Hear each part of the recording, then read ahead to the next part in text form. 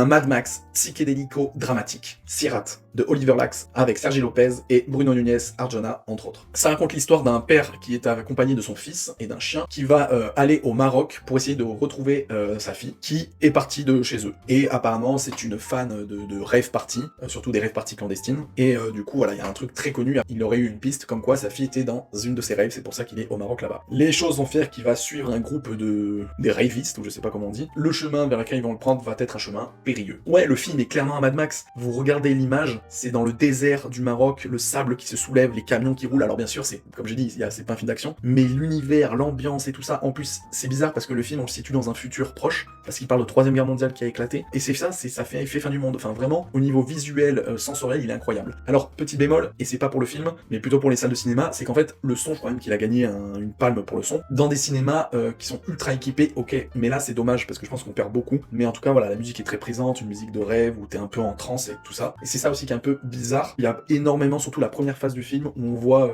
les rave parties, les gens danser, et c'est marrant parce que quand t'es d'extérieur et que t'as pas bu, que t'as pas pris de cachet, t'as l'impression de voir des zombies en fait, et c'est un peu ça, c'est pas des danses chorégraphiées, c'est vraiment des gens qui bougent avec le rythme du son. Donc oui, très psychédélique, et en fait la partie qui suit, qui va être justement retrouver un autre endroit, machin, tout en fuyant les militaires, en passant par des endroits désolés, des montagnes et tout ça, ouais, vraiment pour ça, je l'ai trouvé vraiment top. Les acteurs jouent très bien, et il faut savoir que à part le père et le fils, les autres, c'est pas des acteurs. Et je trouve qu'ils jouent tous très très bien, et d'ailleurs il me semble que c'est des français. Et le film c'est sympa parce qu'il parle espagnol, français, anglais. Bref, le film est vraiment très bien, et alors je ne m'attendais pas à la tournure que ce film allait prendre. Coupez le son le temps du spoil, mais alors quand la voiture dans les montagnes tombe du ravin avec le fils dedans, je ne m'y attendais pas, c'était choquant. Vraiment brutal quoi. Et même après, quand ils sont dans le désert avec le champ de mine, et que tout le monde explose un par un, ah ouais, vraiment je ne m'attendais pas à ce genre de film. Alors la fin, comme vous l'avez vu, bah ça finit pas quoi. C'est-à-dire qu'ils sont tous sur leur train là, ça s'arrête comme ça, c'est-à-dire qu'on ne sait même pas si le père va retrouver sa fille. Donc ouais, ça finit en queue de poisson j'ai envie de dire. Mais bon, quoi qu'il en soit, vous l'aurez deviné, j'ai vraiment beaucoup aimé le film. C'est une expérience cinématographique, une expérience à voir que au cinéma, pas à la télé, sinon je pense que vous perdez 80% de l'intérêt. Attention, ça peut ne pas plaire à tout le monde, mais voilà, si vous êtes quand même un amateur de 7ème art, je vous conseille le film. Maintenant, dis-moi en commentaire si tu l'as vu et ce que t'en as pensé.